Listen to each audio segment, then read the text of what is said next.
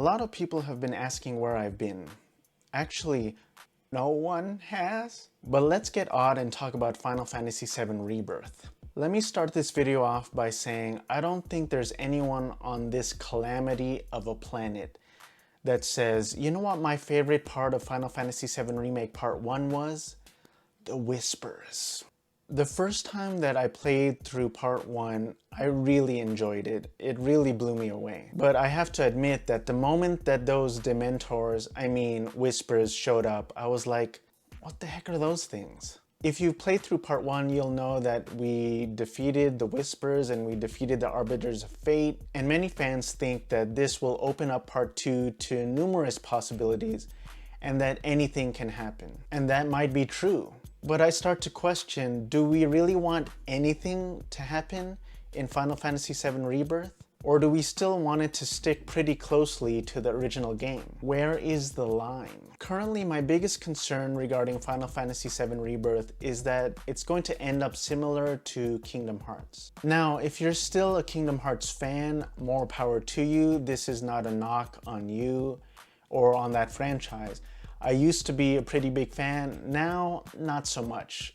It kind of just got a little too convoluted for my tastes. And that's what I'm kind of worried about with Final Fantasy VII Rebirth.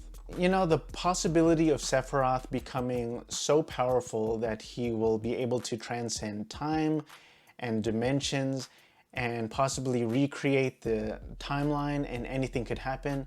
That does sound interesting and intriguing. But if multiple characters who died in the original are now alive in other timelines or other dimensions, if they can somehow affect other characters in other dimensions or timelines, I just wonder, what are the real stakes of the game?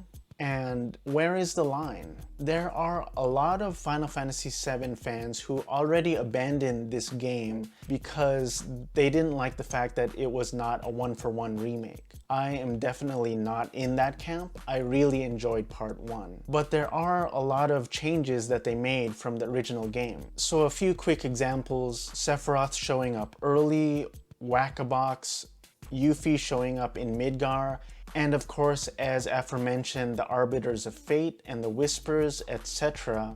They made a lot of changes, some of them big, some of them small, but for the most part they did stick to the original story of Final Fantasy VII. But I, for one, am still very excited for Final Fantasy VII Rebirth and beyond, and any other DLCs that they are making for this game. But I am just voicing my concern regarding parts 2 and 3. So here's my question: where is the line for you? Will you love parts 2 and 3 regardless of any and all changes that they make to the game? What if this game jumps the shark, so to speak? Or jumps the chocobo? The chocobo. Let me know in the comments. Thanks for watching. I really hope you enjoyed this video. I plan on making more videos around Final Fantasy VII Remake, Rebirth, and beyond. Stay odd and keep on playing. You know, I saw Saves the Day live last week, and they were awesome. You know, I'm working on a musical about Final Fantasy VII. Here's a little sample. Sephiroth, what an asshole. Sephiroth, what a bitch. That's all I got so far.